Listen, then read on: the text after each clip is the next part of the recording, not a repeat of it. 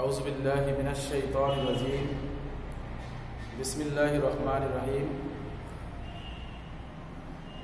প্রিয় শিক্ষার্থীবৃন্দ, সাক্তা সরকারি উচ্চ বিদ্যালয়ের পক্ষ থেকে অনলাইন ক্লাসে তোমাদেরকে লাল গোলাপ শুভেচ্ছা ও আন্তরিক অভিনন্দন জানিয়ে আজকে আমি আমার ক্লাস শুরু করতে যাচ্ছি। আশা করি সবাই মহান রবের ইচ্ছায় ভালো আছো, সুস্থ আছো, নিরাপদে আছো। এই দুর্যোগ মুহূর্তে সবাই নিজের স্বাস্থ্য ও পরিবারের সকলের স্বাস্থ্যের প্রতি যত্নবান হবে, বিভিন্ন আড্ডা থেকে বেঁচে থাকবে, বিভিন্ন নেশা এবং উচ্ছৃঙ্খলা থেকে নিজেকে বিরত রাখবে। নানা দিকে অরাজকতা সৃষ্টি হয়েছে, এর থেকে তোমরা সবাই নিরাপদে থাকার চেষ্টা করবে এবং পরিবারের সকলকে, ছোট ভাই বোন যারাই রয়েছে তাদেরকেও নিরাপদে রাখার চেষ্টা করবে। এখন বর্তমান প্রেক্ষাপটে নেশায় প্রত্যেকটা মহল্লা পাড়া নেশাগ্রস্তে উঠতি বয়সী ছেলেরা জর্জরিত হয়ে যাচ্ছে। বিশেষ করে এর থাবা থেকে তোমাদেরকে বেঁচে থাকতে হবে, কারণ এটাই আমাদের জীবনের শেষ নয়, তোমাদের আরও জীবন পড়ে রয়েছে। জীবনকে ভালোবাসতে হবে এবং জীবনকে সুন্দরভাবে গড়তে হবে। প্রকৃত মানুষ কিভাবে হওয়া যায় সেভাবে নিজেদেরকে উপস্থাপন করতে হবে এবং তৈরি করতে হবে। পরিবার, ভাই বোন, আত্মীয় স্বজন সবার সাথে সুন্দর আচরণ করতে হবে, সুন্দর ব্যবহার করতে হবে, নিজেকে সুন্দরভাবে সবার কাছে উপস্থাপন করতে হবে এবং এই সকল কিছু উপেক্ষা করে নিজেকে পড়ার ভিতরে ব্যস্ত রাখতে হবে। কারণ পড়ার বিকল্প মানুষ হওয়ার আর কোনো পথ নেই। পড়ার ভিতরে থাকলেই এই সব বাজে আড্ডা, নেশা সব কিছু থেকে নিজেকে বিরত রাখা যাবে। শিক্ষার্থীবৃন্দ, আর কথা নয়, এবার আমরা আমাদের ক্লাসের দিকে চলে যাব। আজকে আমি তোমাদের সামনে উপস্থিত হয়েছি অষ্টম শ্রেণীর ইসলাম ও নৈতিক শিক্ষা বইয়ের ৪র্থ অধ্যায়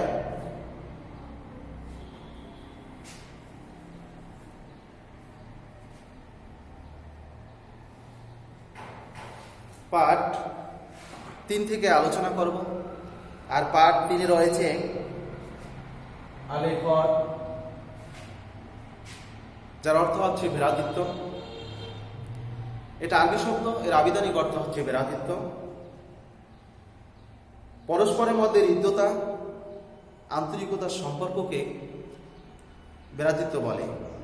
মানুষের মাঝে হৃদ্যতা ও আন্তরিকতা বিভিন্নভাবে গড়ে ওঠে। এই ভ্রাতৃত্বকে সাধারণত ৩ ভাগে ভাগ করা যায়: ঔরজাত ভ্রাতৃত্ব, বিশ্ব ভ্রাতৃত্ব, ইসলামী ভ্রাতৃত্ব। এই ৩ ভাগে সাধারণত ভাগ করা যায়। এখন ঔরজাত ভ্রাতৃত্বটা কি? একই পিতার ঔরসে বা একই মায়ের গর্ভে জন্মগ্রহণ করার কারণে যে ভ্রাতৃত্ব সৃষ্টি হয় তাকে ঔরজাত ভ্রাতৃত্ব বলা হয়।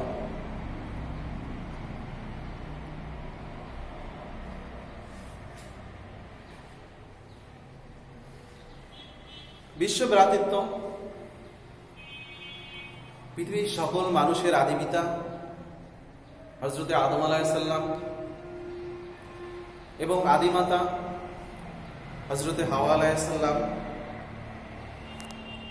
এ কারণে বিশ্বের সকল মানুষই ভাই ভাই। ধীরে ধীরে মানুষের সংখ্যা বৃদ্ধি পায়। আবহাওয়া এবং ভৌগোলিক পরিবেশের কারণে মানুষের আকার আকৃতি, স্বভাব প্রকৃতি, বর্ণ গোত্র ও ভাষার মধ্যে ভিন্নতা দেখা দেয়। এর অভাবে মানুষের বিভিন্ন গোত্র বিভক্ত হয়ে পড়ে। তবু তারা পরস্পর ভাই ভাই, কারণ তারা সবাই এক আদম সন্তান থেকে সৃষ্টি হয়েছে। মহান আল্লাহ পাক এ প্রসঙ্গে পবিত্র কোরআনে ঘোষণা করেছেন, ইয়া আইয়ুহান নাসু ইন্না খালাকনাকুম মিন যাকারি ওয়া উনসা ওয়া জাআলনাকুম শুউবাও ওয়া কাবাইলা লিতাআরাফু। অর্থাৎ, হে মানব মণ্ডলী, আমি তোমাদের সৃষ্টি করেছি এক পুরুষ ও এক নারী থেকে, পরে তোমাদের বিভক্ত করেছি বিভিন্ন জাতি গোত্রে, যাতে তোমরা একে অপরের সাথে পরিচিত হতে পারো। সূরা হুজরাতে আল্লাহ রাব্বুল আলামিন এই ঘোষণা দিয়েছেন। অন্যত্র রাসূল আকরাম সাল্লাল্লাহু আলাইহি সাল্লাম বলেছেন, তোমরা প্রত্যেকেই আদম আলাইহিস সালাম হতে এবং আদম মাটি হতে সৃষ্টি। এই আয়াত হাদিসের পরিপ্রেক্ষিতে সকল মানুষ ভ্রাতৃত্বের বন্ধনে আবদ্ধ।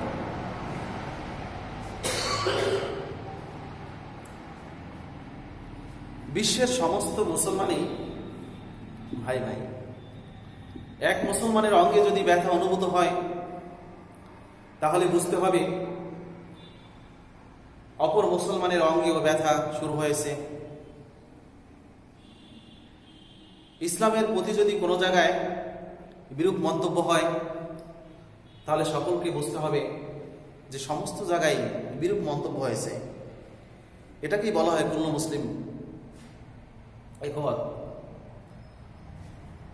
ইসলামী ভ্রাতৃত্ব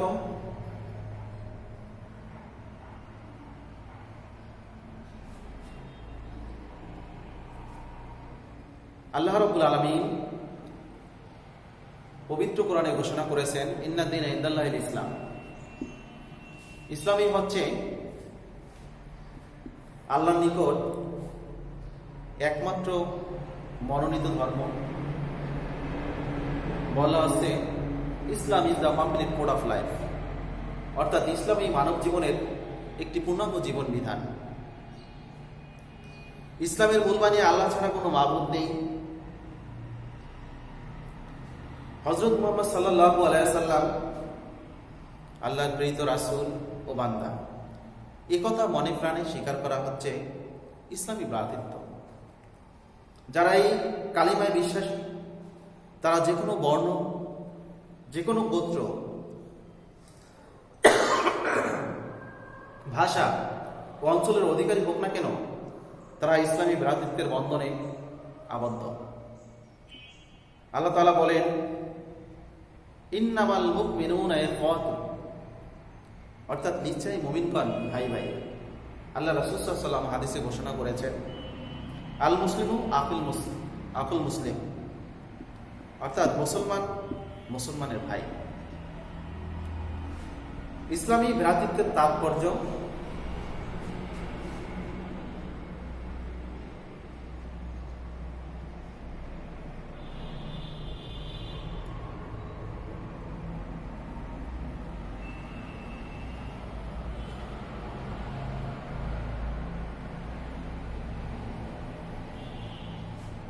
ইসলামী ভ্রাতৃত্বের তাৎপর্য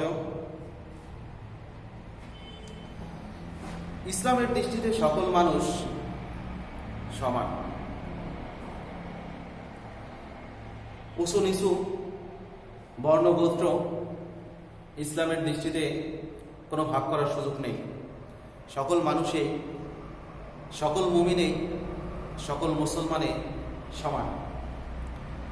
ইসলামে উঁচু নিচু, সাদা কালো, ধনী দরিদ্রের মধ্যে কোনো ভেদাভেদ নেই।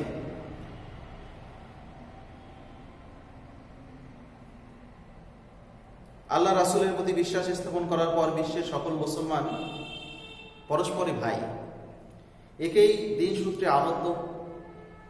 রাসূল আকরাম সাল্লাল্লাহু আলাইহি সাল্লাম বলেন, অনারবগণের উপর যেমন আরবদের শ্রেষ্ঠত্ব নেই, তেমনি আরবগণের উপরও অনারবগণের কোনো শ্রেষ্ঠত্ব নেই। ইসলামী ভ্রাতৃত্ব এতই সুদৃঢ় যে আল্লাহ রাসূল সাল্লাল্লাহু আলাইহি ওয়াসাল্লাম পৃথিবীর সকল ঈমানদারগণকে একটি দেহের সাথে তুলনা করেছেন। দেহের কোনো একটি অঙ্গে অসুখ হলে যেমন পুরো দেহ ক্ষতিগ্রস্ত হয়, পুরো দেহে কষ্ট অনুভূত হয়, পুরো দেহে ব্যথা অনুভূত হয়, তেমনি পৃথিবীর যে কোনো প্রান্তে, পৃথিবীর যে কোনো জায়গায় একজন মুসলিম বিপদে যখন পতিত হয়, তখন সকল মুসলমানের অন্তর ব্যথিত হয়, সকল মুসলমানের অন্তর ব্যথিত হয়, সকল মুসলমানের অন্তর কষ্টে নিপতিত হয়। কোনো মুসলমান ভাইকে কষ্ট দেওয়া যাবে না। মুসলমানের কষ্টে নিচে গিয়ে কষ্ট অনুভব করতে হবে, মনে অনুভূতি নিতে হবে। এটাই হচ্ছে মুসলমানদের দাবি, এটাই হচ্ছে মুসলমানদের পূর্ণাঙ্গ পরিচয়।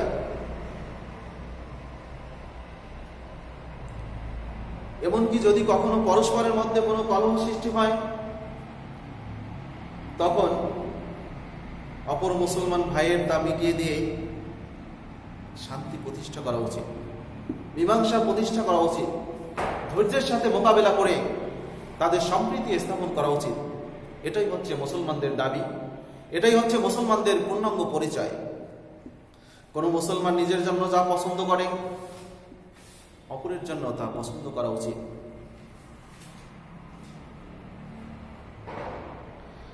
কোনো মুসলমান যা নিজে যা পছন্দ করে, অপর ভাইয়ের জন্য তা পছন্দ করবে, অন্যথায় সে প্রকৃত মুসলমান হতে পারে না। শিক্ষার্থীবৃন্দ, এই গুণগুলো আমাদের অবশ্যই থাকতে হবে। তোমার ক্লাসমেটেরা, তোমার প্রতিবেশীরা যখন কোনো ব্যথায় পতিত হবে, যখন কোনো সমস্যায় জর্জরিত হবে, তখন তাদের কাছে তোমার সহযোগিতার হাত বাড়িয়ে দিতে হবে।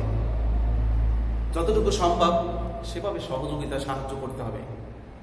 তাহলেই প্রকৃত মুমিন, প্রকৃত মুসলমান হওয়া সম্ভব। এছাড়া কখনো আমাদের মুমিনের পরিচয় এবং মুসলমানদের সঠিক পরিচয় আমরা দিতে পারবো না। যা শিখিয়ে গেছেন আমাদের প্রিয় নবী হযরত মুহাম্মদ সাল্লাল্লাহু আলাইহি সাল্লাম, যে পথ তিনি আমাদের দেখিয়ে দিয়েছেন, সে পথে আমাদের অনুসরণ করতে হবে, অনুকরণ করতে হবে। তাহলেই আমরা প্রকৃত মানুষ হতে পারব।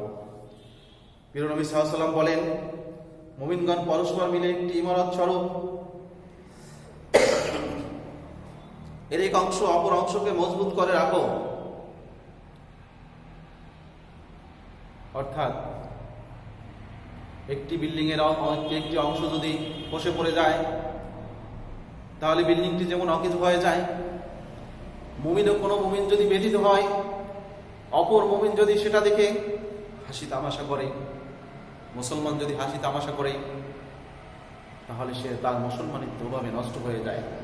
সুতরাং এদিকেই আমাদের খেয়াল রাখতে হবে, মুসলমানিত্ব আমাদের ধরে রাখতে হবে। আমরা পরস্পর ভ্রাতৃত্ব বন্ধনে আবদ্ধ থাকব, সুখে দুঃখে একে অপরের সঙ্গে শরীক হব এবং সহযোগিতা করব। সকল কাজে আমরা ভ্রাতৃত্বের পরিচয় দিব, সকলকে আমরা ভ্রাতৃত্বের বন্ধনে আবদ্ধ রাখার চেষ্টা করব।